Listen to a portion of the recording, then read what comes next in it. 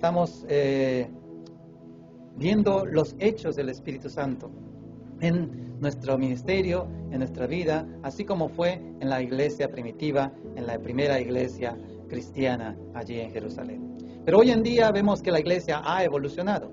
Hoy en día vemos que las religiones también se han multiplicado y que hoy en día tenemos una demanda de espiritualidad en todas partes en el mundo, y el mundo tiene muchas dudas en cuál camino escoger. Ahí el problema de nosotros como iglesia, que no estamos dando al pueblo de Dios y al mundo las respuestas a sus problemas. La Biblia no es simplemente un libro histórico, no es una enciclopedia ni la historia de Israel, sino que es la palabra de Dios viviente, y que es también el libro que tiene las respuestas para toda necesidad del mundo. La Biblia tiene respuestas también que son didácticas, educacionales, que también observan la naturaleza, el mundo, el ecosistema, que nos da pautas sobre el clima y también nos ayuda a entender los caminos de la ciencia. La palabra de Dios es un libro histórico que nos ayuda a entender la humanidad a la cual hemos llegado a alcanzar, y también nos ayuda a entender los propósitos de Dios para cada una de nuestras vidas. Sí, la Biblia es la palabra de Dios y es activa y eficaz para toda persona que cree en ella, y el mundo necesita volver a la palabra de Dios, porque allí encontrará el camino y las respuestas para su vida. Sin embargo, vivimos hoy en día en una encrucijada de cuál es el camino que tenemos que tomar. Sí, la gente busca las cosas espirituales, a pesar de que muchos se consideran ateos en estos días. Hay una gran cantidad de personas que están buscando las cosas espirituales. Sí, pero aunque no le llame esto religión, sin embargo, dentro de esta ansiedad, dentro de esta necesidad espiritual, la gente busca respuestas en la religión musulmana, budista, hinduista, confucionista, sí, lo que sea, o hace de la ciencia su religión también, sí. Muchos están buscando en el darwinismo las respuestas para sus vidas, muchos están buscando ser agnósticos, o buscar en el marxismo las cosas espirituales, sí. Otros hacen la ideología su religión, y traen ideas a sus vidas pensando que este es el camino correcto para ellos, que esto es donde van a encontrar las respuestas para su vida diariamente. Sí, hoy en día la gente se hace preguntas: ¿dónde está Dios? ¿Dónde está la iglesia de Dios? La iglesia verdadera, la iglesia del libro de los Hechos. Por eso que hoy necesitamos buscar nuevamente en su palabra el modelo de la iglesia que tenemos que seguir hoy en día. Y con nuestro ministerio que está empezando aquí en Corea, también nosotros debemos volver al cómo el Espíritu Santo formó la iglesia, en la iglesia primitiva, que hoy, aunque a pesar de que ha evolucionado, que tiene muchas variaciones, que tiene mucho desarrollo, sin embargo, nuestro mensaje no es tan poderoso como fue en el principio. El mensaje hoy en día de la iglesia es muy liviano, y la iglesia quiere ser políticamente correcta en su mensaje. Sin embargo, nosotros, al tratar de negociar con el mundo, a estar políticamente correctos, estamos muchas veces llevando un mensaje teológicamente incorrecto. Así que no tenemos que nosotros poner la palabra de Dios y su enseñanza correcta en juego, porque eso depende de nuestra salvación. Nosotros tenemos que volver nuevamente al Evangelio que Cristo Jesús nos enseñó, al Evangelio de Jesucristo y a la doctrina de sus santos apóstoles. Sí, ¿cuál es entonces el Evangelio? ¿O qué es el Evangelio? Mejor dicho. Hoy en día mucha gente predica muchos tipos de evangelios, aunque usted no lo crea. Hay el Evangelio de la prosperidad, hay el Evangelio de los milagros, hay el Evangelio de las campañas evangelísticas. Y muchas veces mucha gente ve en televisión un evangelio diferente al que se predica y que fue predicado en la Biblia en el tiempo de los apóstoles. Hoy mucha gente ya no sabe cuál es el evangelio. Y si le pregunta a muchos cristianos qué es el evangelio, no saben entender. Dicen por definición, el evangelio, bueno, significa buena noticia, buenas nuevas. Pero ¿cuál es esa buena noticia? ¿Cuál es esa buena nueva que nosotros tanto predicamos y creemos conocer? Sí, mucha gente no sabe cuál es la buena noticia. Y mucha gente dice, bueno, si usted viene a la iglesia va a encontrar cosas buenas. ¿Cuáles son esas cosas buenas? Bueno, venga a la iglesia y va a ser usted próspero. Venga a la iglesia y usted va a ser sano. Venga a la iglesia y va a encontrar compañerismo, va a encontrar un novio, una novia, va a encontrar amigos, amigas, va a encontrar trabajo, va a encontrar gente que le va a ayudar con dinero, presentando los negocios. Y la gente viene por esas motivaciones, pero no están diciendo, venga a la iglesia porque usted necesita ser sanado de su pecado. Venga a la iglesia porque usted necesita ser reconciliado con el Padre. Venga a la iglesia porque usted necesita ser salvo y entrar en la eternidad, en la presencia de Dios, justificado, perdonado y sabiendo que tiene un abogado, que si hoy o mañana peca, ese abogado ya ha dado su vida por usted en la cruz del Calvario y ahora sus pecados pasados, presente y futuro están seguros en la sangre de Cristo Jesús. Amén. Así que, ¿cuál es el evangelio? ¿Y quién está predicando el correcto evangelio? Sí, el evangelio es no solamente la buena noticia, sino en su carácter es un evangelio histórico.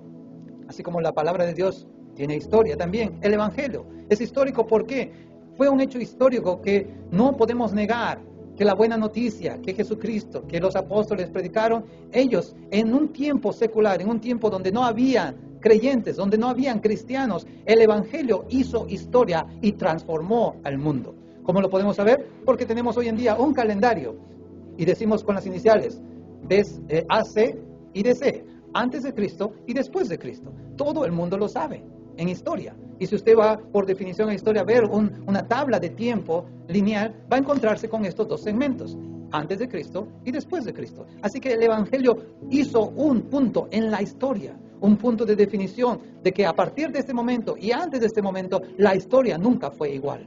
¿Sí? Personas como historiadores como Josefos, un historiador judío, y como Tácitus, un historiador griego, ellos también hablaron sobre lo que pasó en el tiempo de los apóstoles. El evangelio también es escritural, que está pegado a la palabra de Dios. Las buenas nuevas de la muerte y resurrección de Jesucristo fue profetizado desde el Antiguo Testamento hasta nuestros días. ¿Por qué? Porque tiene una promesa de Dios desde el principio hasta la eternidad. El evangelio de Dios también es teológico, es decir, que tiene la enseñanza o señala la naturaleza ofensiva del pecado del hombre hacia un Dios santo. Por eso que nosotros es necesario volver nuevamente al evangelio correcto, de predicar que la promesa del Mesías, que fue dado en Génesis 3:16, hoy en día se cumple en el amor de Dios, en Juan 3:16, que dice, porque de tal manera amó Dios al mundo, que nos ha dado a su Hijo unigénico, para que todo aquel que en él crea no se pierda, mas tenga vida eterna. ¿Sí? Dios es un Dios santo y Dios reclama santidad, y por eso que en su palabra somos enseñados a cumplir esa santidad. El evangelio también es cristológico o cristocéntrico. Es todo lo que nos acerca a Jesús. Porque Él murió, porque Él fue resucitado, porque se fue sepultado y resucitado, y porque Él viene otra vez. Todo en la Biblia, desde Génesis hasta Apocalipsis, habla sobre Jesucristo. ¿Ha usted escuchado esas predicaciones donde muestra a Jesús en toda la Biblia? Sí, desde Génesis hasta Apocalipsis, Cristo está presente. Jesús está presente. ¿Sí? El evangelio también es personal. ¿Por qué? Porque en la palabra nos muestra que Cristo murió por todos nosotros. ¿Sí? Por su muerte y su expiación fue para todos los creyentes. Pero nosotros tenemos que hacer este evangelio personal, porque cada uno tiene que ser salvo por la confesión de su propia fe. Yo no puedo salvar a mis hijos por mi fe. Mis hijos no pueden esperanzarse en mi salvación, sino que cada uno tiene que confesar a Jesucristo como su Señor y Salvador personal. Pablo decía en 1 Corintios 15, del 1 al 2, además os declaro, hermanos, el evangelio que os he predicado, el cual también recibisteis, el cual también perseveráis, por el cual asimismo, si retenieres la palabra que os he predicado, sois salvos, y si no creísteis, en vano. El apóstol Pablo está haciendo este evangelio personal, como si fuera suyo, pero no es el evangelio de Pablo, es el evangelio de Cristo. Él lo recibió y asimismo lo está compartiendo a todo aquel que cree.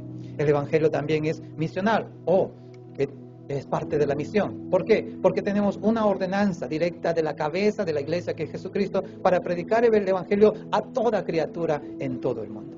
Amén. Así que esto es el evangelio. Es histórico, es escritural, es teológico, es cristológico, es personal y es misional. Pero este evangelio incomoda hoy en día a la gente. Y lo mismo pasó en el primer siglo, ¿sí? Este fue un evangelio incómodo. Si vamos a la escritura nuevamente en el capítulo 4 de Hechos, vemos que allí dice en el versículo 1 y 2, hablando ellos al pueblo, vinieron sobre ellos, es decir, Pedro y Pablo, que estaban, recuerdan la historia, que había sanado a un paralítico de nacimiento y que estaban justificando este milagro al nombre de Jesús. Vinieron sobre ellos los sacerdotes con el jefe de la guardia del templo y los saduceos, resentidos de que se enseñase al pueblo y anunciasen en Jesús la resurrección de entre los muertos. Estos jefes de la guardia y estos saduceos eran los que eran los miembros que habían condenado a Jesucristo hace unos meses atrás. Y ahora estos mismos que ahora pensaban que habiendo matado a Jesucristo ya se habían librado del problema, ven a sus apóstoles predicando sobre la resurrección de aquel que ellos creían muerto. Y estaban resentidos, estaban celosos de que enseñasen al pueblo. ¿Por qué? Porque su predicación era más fructífera que aquella que ellos predicaban religiosamente cada semana en las sinagogas y en el templo. Sí, el evangelio incomoda, pero el evangelio también tiene poder. El evangelio hoy en día ha perdido su poder. ¿Por qué? Porque no estamos predicando el evangelio correcto. Sin embargo, si predicamos el evangelio correcto, así como ocurrió en el tiempo de los apóstoles, también puede ocurrir hoy. Dice el versículo 7, y poniéndoles en medio le preguntaron, ¿con qué potestad o en qué nombre habéis hecho vosotros esto? Dijeron estos líderes. Pedro y Pablo respondieron a esta pregunta en versículo 10 diciendo, sea notorio a vosotros y a todo el pueblo de Israel que en el nombre de Jesucristo de Nazaret, a quien vosotros crucificasteis y a quien Dios resucitó de los muertos, por él este hombre está en vuestra presencia sano. Así que, ¿cuál es el poder del evangelio? El poder del evangelio está en el poder del nombre de Jesucristo, en la autoridad de Jesucristo. ¿Por qué? Porque él fue declarado por la resurrección de los muertos como Hijo de Dios. Ahora, este nombre, Jesucristo, representa la divinidad de Dios. Ya no es más Jesucristo hombre, sino es ahora Jesucristo Dios. Es Él que creó el universo. Él es quien tiene autoridad para perdonar pecados. Él es quien tiene autoridad para sanar toda enfermedad y para resucitar los muertos también. Así que en esta autoridad, en este nombre, en este poder, predicamos el Evangelio de Cristo Jesús hoy en día. Y lo que tiene que hacer la iglesia hasta que Jesucristo vuelva otra vez. Así que el Evangelio incomoda, pero el Evangelio tiene poder para sanar y salvar al más vil pecador. Pero sin embargo también el Evangelio es exclusivo, ¿sí? La exclusividad del Evangelio podemos verlo ahí en el versículo 11 y 12. El apóstol Pedro dijo, este Jesús es la piedra reprobada por vosotros los edificadores, la cual ha venido a ser cabeza del ángulo, y en ninguno otro hay salvación, porque no hay otro nombre bajo el cielo dado a los hombres en que podamos ser salvos. Aquí vemos la exclusividad del Evangelio. No hay otro nombre bajo el cielo dado a los hombres en que podamos ser salvos. Así que la salvación, como dice Jesús cuando estaba enfrente del pozo de Jacob, delante de esta mujer de Samaria, dijo, la salvación viene de los judíos. La salvación viene por la promesa dada al Padre, al pueblo judío, de que el Mesías iba a nacer de una virgen, y ahora este Mesías que fue crucificado, resucitado de entre los muertos, tiene autoridad para predicar esta buena noticia a todo el mundo, porque fue la promesa dada al patriarca Abraham, diciendo, por tu simiente serán benditas todas las naciones de la tierra, incluso Latinoamérica y Corea hoy. ¿Por qué? Porque nosotros a través de Jesucristo vivo, Dios eterno, tenemos en su nombre salvación.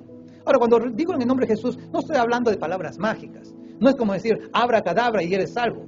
Porque mucha gente piensa que repitiendo el nombre de Jesús muchas veces va a ocurrir un milagro. Las palabras Jesucristo o en el nombre de Jesucristo no son palabras mágicas. Aquí en el nombre de Jesús significa entender lo que Jesucristo significa.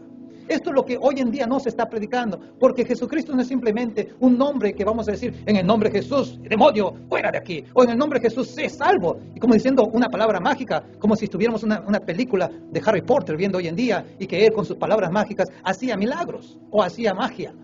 Y hoy en día tenemos tantas personas que acceden a lo sobrenatural, que ellos en cualquier nombre, aún en el nombre de Belcebú, pueden hacer milagros. Y la gente está tan confundida hoy en día, que no sabe en quién creer, porque los mismos milagros que ven en esas campañas evangelísticas en Internet ocurren en una campaña musulmana o en una campaña budista o en una campaña de cualquier tipo de religión. ¿Por qué? Porque hoy en día la gente busca lo sobrenatural, busca entrar en esa dimensión, y Satanás está más que generoso, dispuesto a darle poder a cualquiera que se someta a su voluntad, en contra de la voluntad de Dios.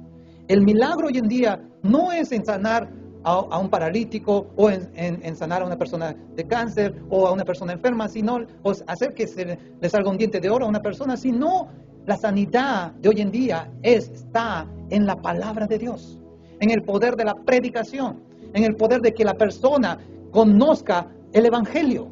Y si usted es salvo hoy por el nombre de Jesucristo, ya usted ha experimentado el milagro del siglo XXI. El milagro del siglo XXI, como le decía a los discípulos esta mañana en el discipulado, es tener la capacidad de orar a Dios. No todos pueden orar, solamente los cristianos. Muchos pueden rezar, y hay muchas religiones que rezan, hay muchos cristianos que rezan, pero hay pocos cristianos que oran. Oración es conversar con Dios. Oración es tener compañerismo con Dios. Sí, muchas veces dice, bueno, por favor, réceme. Mi familia que es católica, ellos me dicen, ay, hijito, reza por tu tía, hijito, reza por tu mamá, hijito, reza por tu abuelita. Y yo le digo, sí, yo voy a orar por ellos. Yo no voy a rezar por ellos. Porque rezar es simplemente repetir oraciones, incluso a veces ya hechas, ya prefabricadas, que nosotros simplemente las repetimos mecánicamente, sin pensar lo que estamos diciendo. Hoy en día se ha perdido el valor de la oración del Padre Nuestro. ¿Por qué? Porque simplemente la repetimos como si fuéramos una cotorra, como si fuéramos un loro. Padre Nuestro, que estás en los cielos, santificado sea tu nombre. ¡Ah! Sí, y nosotros no somos una iglesia que en una barca de Noé como si fuera Caribbean Bay, o como fueran los piratas del Caribe. ¿Sí? Somos personas que entienden, que saben lo que estamos diciendo y estamos conversando al Padre. A través de la sangre de Cristo Jesús, en su nombre, entramos a su presencia porque nadie puede entrar al Padre si no es por Él. Y con la ayuda del Espíritu Santo que nos ayuda a gemir con gemidos indecibles, entramos en comunión con Dios a través de la oración. Eso es la oración. Por eso el apóstol Pablo dice, orar sin cesar. Porque conversamos con Dios mientras estamos en la casa, mientras estamos cocinando, mientras estamos trabajando, mientras estamos en la calle, mientras estamos en el tren, mientras estamos en el bus, mientras estamos haciendo lo que sea, estamos conscientes de la presencia de Dios. Pero sí, hay tiempo para orar, sí, hay tiempo para congregarse a orar, pero la oración tiene que ser constante, conversando con el Señor. Gálatas 1:8 nos dice, mas si aún nosotros o un ángel del cielo os anunciare otro evangelio diferente del que os hemos anunciado, sea anatema o sea maldito, en otras palabras. Así que tenemos que tener cuidado de qué evangelio estamos predicando. No predicamos un evangelio para llamar la atención a la gente. Muchos predicadores les gusta predicar. ¿Para qué? Para ganar adeptos, para ganar simpatía, para ser populares. Y se sienten muy emocionados cuando ven mucha gente. Yo también a veces me siento tentado cuando la casa está llena aquí. Y veo, wow, viene gente, entonces hoy me da mucha gana de predicar. Y cuando vemos así 2, 3 gatos, ya que, ay, sí, hoy termino rápido. No debe ser así. Tenemos que predicar el evangelio como si estuviéramos delante de una multitud o como si estuviéramos predicando a una sola persona. Jesucristo fue tan poderoso en su mensaje, aun cuando estaba sentado con la mujer de Samaria a solas en el pozo de Jacob o cuando estaba delante de una multitud allí en Jerusalén. Así que nosotros tenemos que predicar el evangelio. Pedro, él predicó el evangelio. En este capítulo 2 y 3 de Hechos podemos ver que en todo su mensaje él anunció el evangelio correcto. Él habló sobre la profecía que se había cumplido en capítulo 3, versículo 18. Él dijo que Jesús es Dios y que sus milagros lo prueban en el capítulo 2, 22 y 3, 16. Jesús murió en la cruz, 2, 23, 3, 13 y 15. Dios le resucitó y lo trajo de vuelta a la vida. Capítulo 2, 24 al 32 y 3, 15. Dios nos dio gozo y esperanza en Cristo. Capítulo 2, 26. Dios envió su Espíritu del cielo, capítulo 2, 33 al 35. Debemos arrepentirnos y ser bautizados, 2, 36 al 38, 3, 19. Recibimos el Espíritu Santo, 2, 38 al 39, 3, 20. Y debemos vivir diferente al mundo, 2, 40, 3, 25 al 26. En estos 2 capítulos, en esta predicación de Pedro, donde se convirtieron 3,000 personas y después 5,000 personas, simplemente Pedro predicó el Evangelio. No les dijo promesas que darles motivación o ilusión o sueños a la gente si no les predico el evangelio correcto. La salvación a través de Jesucristo y la llenura del Espíritu Santo, el bautismo del Espíritu Santo como regalo de Dios. Nosotros necesitamos este evangelio. Necesitamos experimentar al Espíritu Santo hoy. ¿Cuántos han experimentado el Espíritu Santo en su vida? Pregunto yo. ¿Cuántos conocen al Espíritu Santo como debe ser conocido? En otras palabras, creemos en Dios el Padre.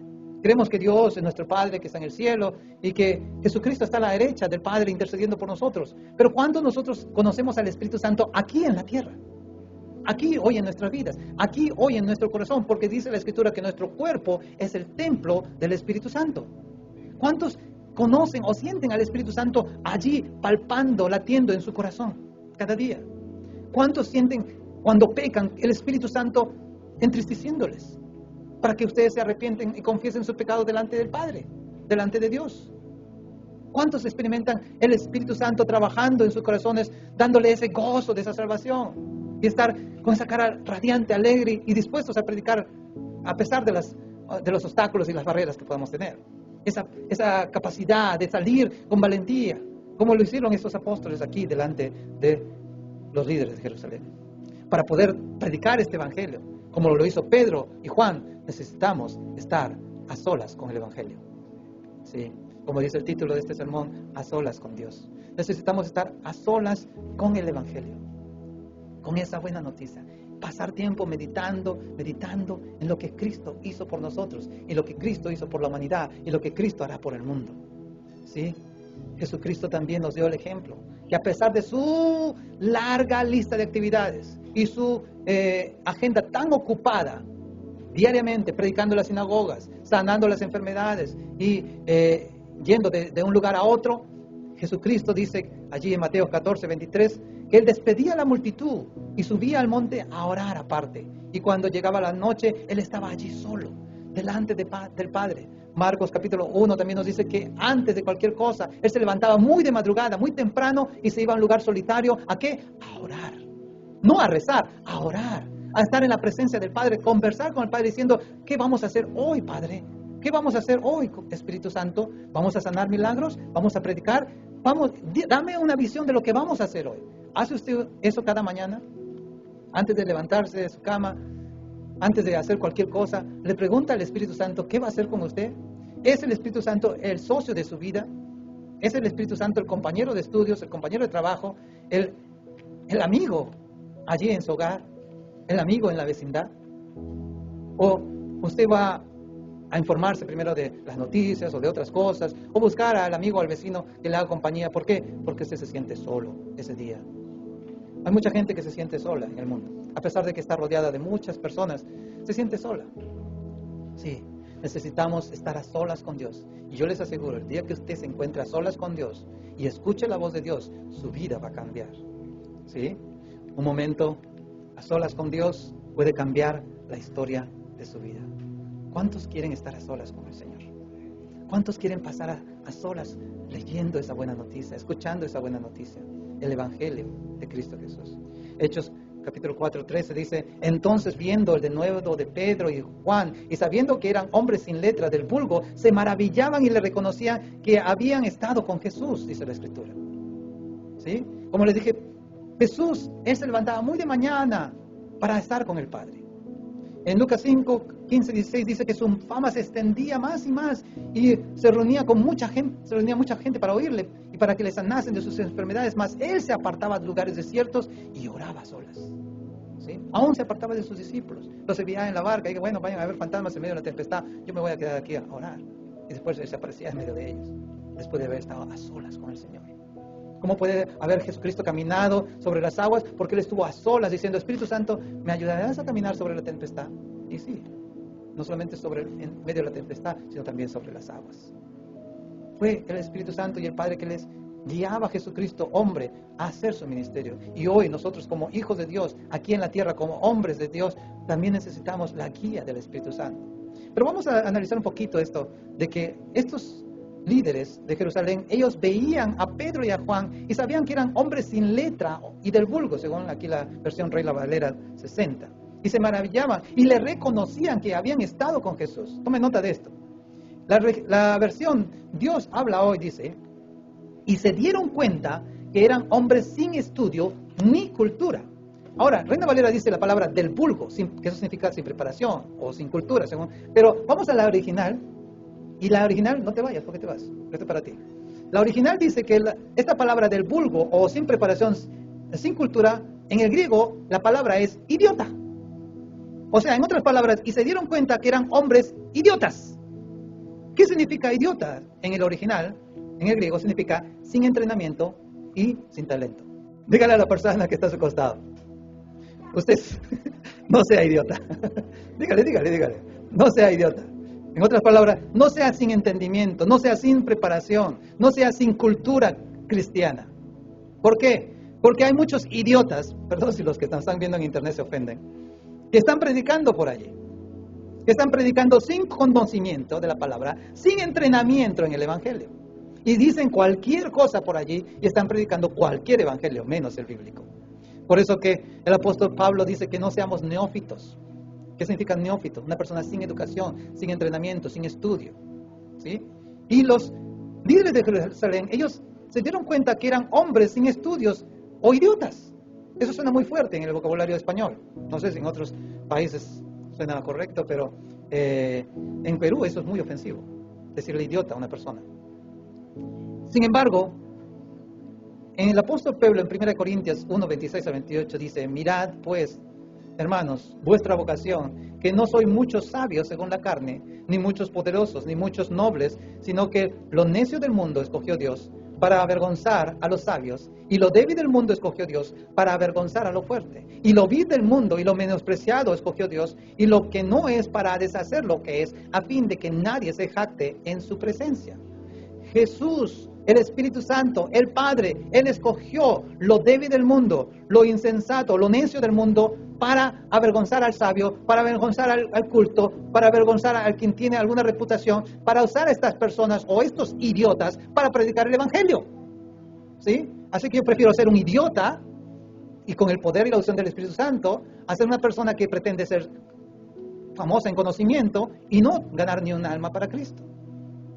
Tenemos muchas personas que saben mucho de la Biblia, son eruditos, pero están simplemente dando a conocer cuánto saben ellos, pero si usted les pregunta a cuántas personas ha llevado ellos a Jesucristo, sus dedos de sus manos les sobran. Necesitamos nosotros tener el objetivo de que si conocemos la palabra de Dios o si pasamos a solas con el Evangelio, el objetivo es ganar almas para Cristo. No es para llenarnos de conocimiento. Estar a solas con Dios no significa que, yo ya ahora soy lleno del Espíritu Santo y Dios me está dando un privilegio que no tienen nosotros y llenarnos de orgullo por eso y simplemente salir a la calle como diciendo, aleluya, yo soy el ungido de Jehová. Y pensar que por eso la gente nos va a seguir o nos va a respetar. La gente hoy en día necesita personas que codifiquen la palabra de Dios en un lenguaje que cualquier persona pueda entender. Y si nosotros no usamos palabras elocuentes o palabras que hay que buscarla en el diccionario de la Real Academia de la Lengua Española, entonces podemos dar un mensaje que cualquier persona, desde el más pequeño hasta el más adulto, pueda entender en el nombre de Jesús. Así que, versículo 13 dice aquí, se maravillaban y le reconocían que habían estado con Jesús. ¿Qué cualidades tiene una persona que ha sido llamado al discipulado, a ser discípulo de Cristo? Sin embargo, o a pesar, mejor dicho, de que ellos pensaban que estos discípulos eran idiotas, o sin entrenamiento, sin conocimiento, se daban cuenta que habían estado con Jesús. La pregunta que muchas veces algunos se dice, bueno, ¿y uno para ser predicador o para ser pastor hace falta ir a un seminario? La respuesta es sí. Pero los discípulos ellos no fueron a ningún seminario. Pero ojo, ellos estuvieron 3 años con Jesús. Las 24 horas del día. ¿Cuánto uno tiene que pasar en un seminario? 3 años de entrenamiento, 4 de repente si es bachillerato, y 3 si es un máster en divinidades, 7 años. ¿Y cuántas horas uno hace de créditos para poder ser graduado? Esas horas no se comparan a las horas que los apóstoles estuvieron con Jesús, las 24 horas. Así que los apóstoles de Cristo, Juan y Pedro, ellos ya se habían graduado de la Universidad del Espíritu Santo. Ellos ya se habían graduado de la Universidad del Evangelio. ¿Por qué? Porque ya habían estado con el Maestro.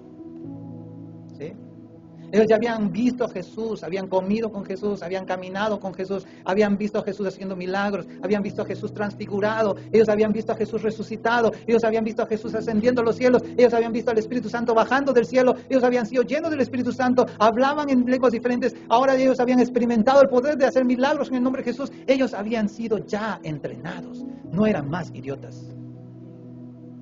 Y nosotros necesitamos hacer discípulos.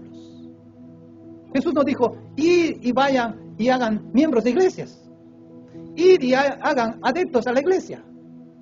Él dijo, id y hagan discípulos a todas las naciones. Enseñándoles los que les he dado a conocer y bautizándolos en el nombre del Padre, el Hijo y el Espíritu Santo. Y aquí yo estaré con vosotros hasta el fin del mundo. Ahí está el poder del Evangelio.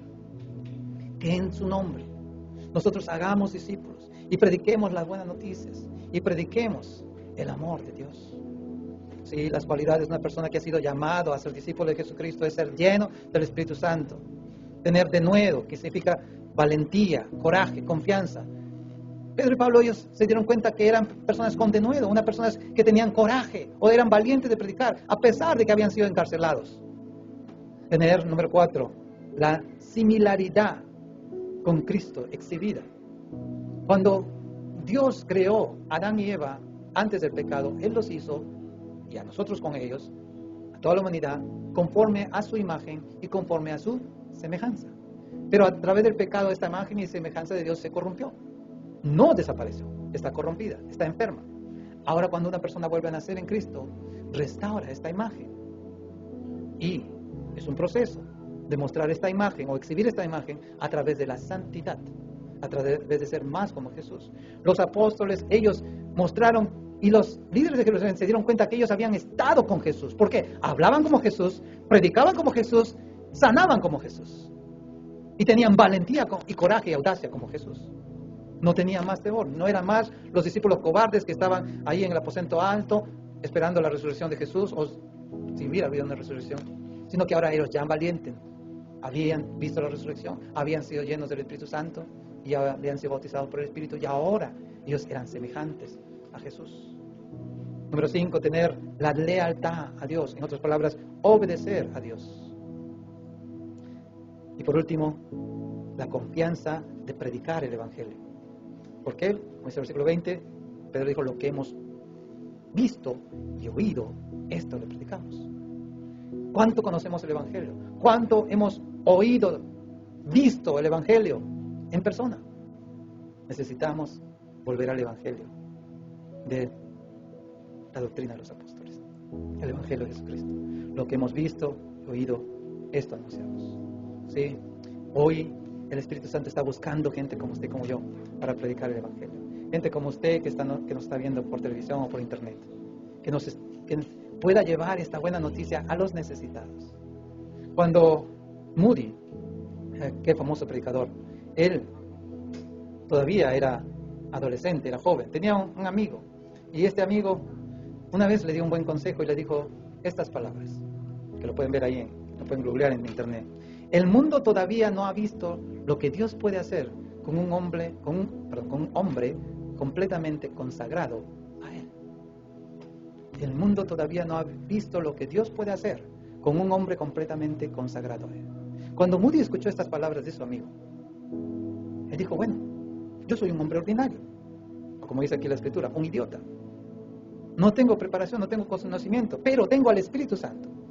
Y si yo me consagro ahora, y comienzo a estudiar las Escrituras, y me preparo desde ahora, y comienzo a predicar conforme al Evangelio de Cristo Jesús, ¿qué cosas no podrá hacer Dios conmigo? ¿Y qué vemos hoy en día? Hoy en día usted puede ir a Estados Unidos y puede recibir entrenamiento en el Instituto Bíblico Moody. Así que una persona que no tenía preparación, se preparó, y ahora él prepara a otros más a través de su Instituto Bíblico. Y si eso ocurrió en el siglo pasado, ¿qué otras cosas podemos hacer hoy con toda la tecnología, con todo lo que tenemos a nuestro alcance? Como dijo la misionera Violeta la semana pasada, tenemos muchas oportunidades que no hay en Latinoamérica de hacer cosas grandes y maravillosas.